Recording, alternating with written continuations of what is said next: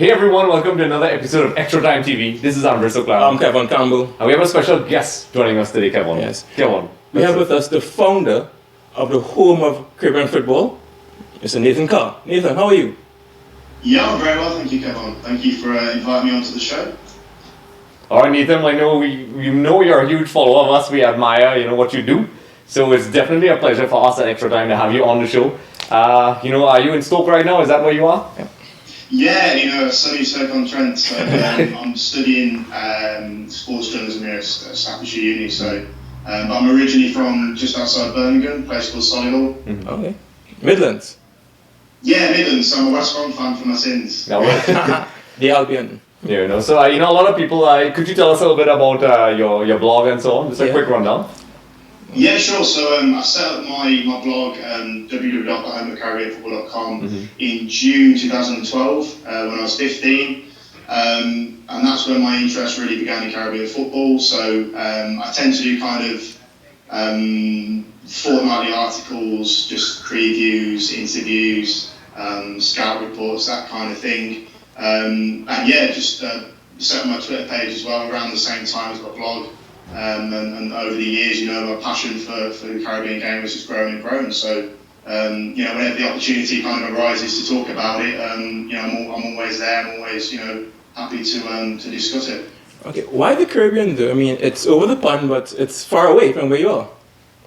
Yeah, I was lucky enough to go to the Caribbean, a few islands when I was younger, but for me, it was kind of, here in the UK, there's a lot of mainstream football coverage, and I was kind of looking at something a little bit more quirky, something that's a little bit less covered. And I remember going onto the CONCACAF website and having a look at all the Caribbean, member associations, and just kind of being transfixed with it, and just the interest really growing from there. But a lot of people do ask me, how did the interest start? And I haven't really got a definitive answer for it as such.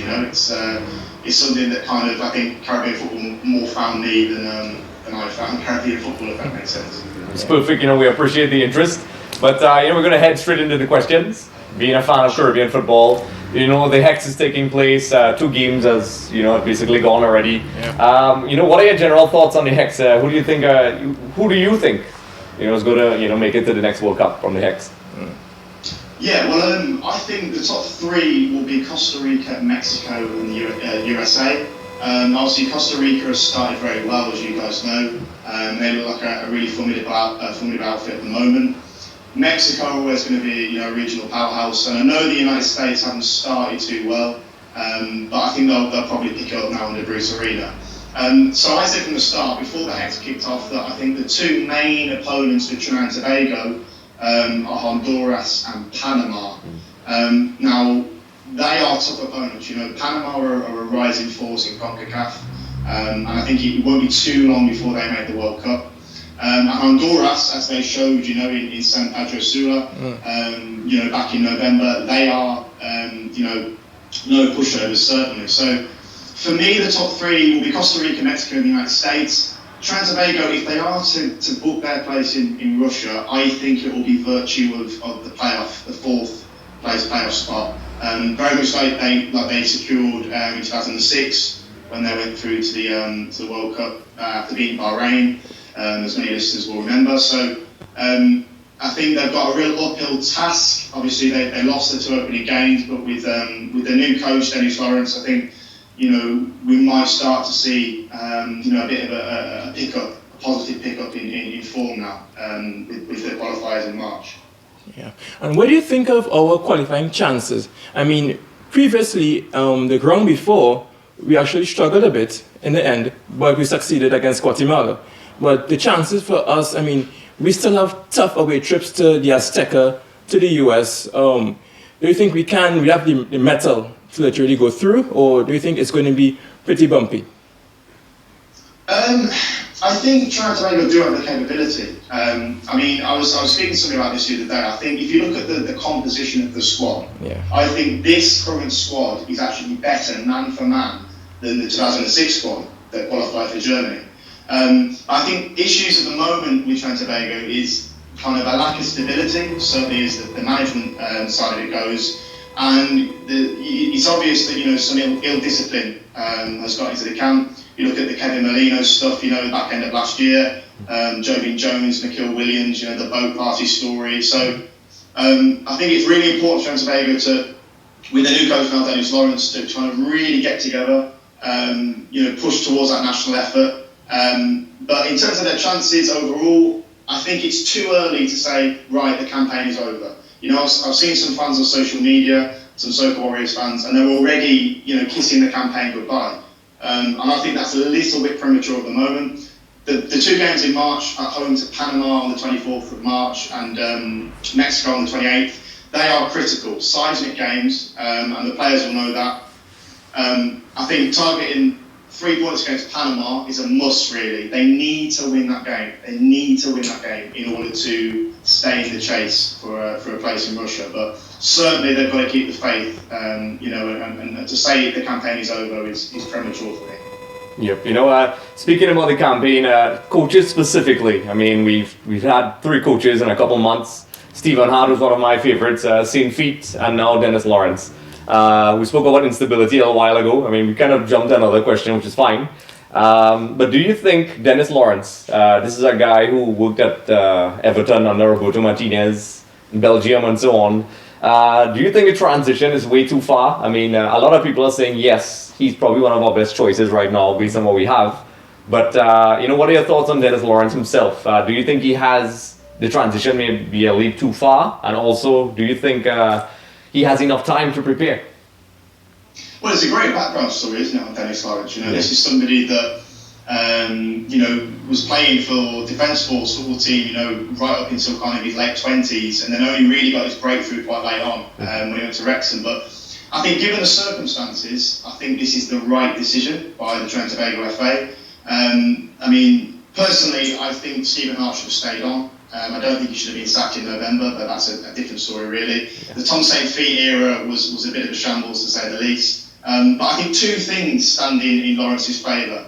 Number 1, he has the respect of the players. You know, now when St. Feet came in, you know, he was an obscurity. You know, he was an outsider. He had to come in. He had to look at the Pro League matches across the island. He had to get to grips with the players very, very quickly. Now Lawrence has been away in Europe. We know that, but he does have the respect of the country, you know, of the players. He is, of course, the player that scored that crucial header to send Trinidad Tobago to the World Cup in 2006. So I think that's certainly stands in his favour. The second thing is the experience that he's garnered in Europe, you know. Being at Swansea with his good friend Roberto Martinez, helping out with management, at Wigan, winning the FA Cup, and then more recently with Everton, and I think he was scouted for the Belgian national team. Yeah. The experience and the know-how and kind of the tactical understanding that you can pick up in the European game, I think that will really, really help him. You know, when it comes to kind of transferring that to the Trinidadian players. Obviously, he's reshuffled the pack in terms of the coaching staff as well. Sol Campbell, big name, has come in as the assistant. I know you guys were talking about him and the possible effect that he could have. Stern John, Stuart Charles February, I think is a shrewd appointment given the success that he's had in the Pro League domestically. So overall, I think Lawrence is probably the right decision at the moment. A much better appointment than St. Feet. But, you know, you don't need me to tell you that it is all about results now. It is all about results. And I know that this week he's at a training camp. I think it's starting on Monday with the locally based players ahead of the friendly next month against Suriname in Paramaribo. So he's going to have a look at those players, and then hopefully you would think call in those foreign based players. You know, the likes of Molino, the likes of Bucard, Highland, Batu, these sort of players that will likely come in for the World Cup qualifiers. But I really do wish him all the best, and I think the experience that he's garnered in Europe, as I say, will stand him in good stead. We just want to, wrap things up where we'll continue speaking about qualifiers. I know we have lots of things we need to discuss, but where tell the fans where we could find you. Well, website, as I said before, is www.thehomeofcaribbeanfootball.com. I'm on Twitter at Caribbean Football. Football is abbreviated to FTBL. So if you'd like to send me a tweet or kind of a message, I'm always happy to reply. And recently, just at the back end of last year, I produced a project called Carib Young Stars. which I inaugurated in 2015. And that's just a YouTube video, and there's a link on my Twitter feed, just profiling who I feel are the up-and-coming kind of brightest prospects in Caribbean football. So we profile 15 players for 2016. If that kind of thing, is of interest to you, do feel free to go and check that out. Be very appreciative. But no, thank you very much for having me on the show. I've really enjoyed it. Thank you very much. Okay, well, this is definitely not going to be the last time, for sure. We are definitely going to have more conversations with you as well, interact via blogs and so on. Podcasts as well. Yeah, podcasts. So, the pleasure is ours as well.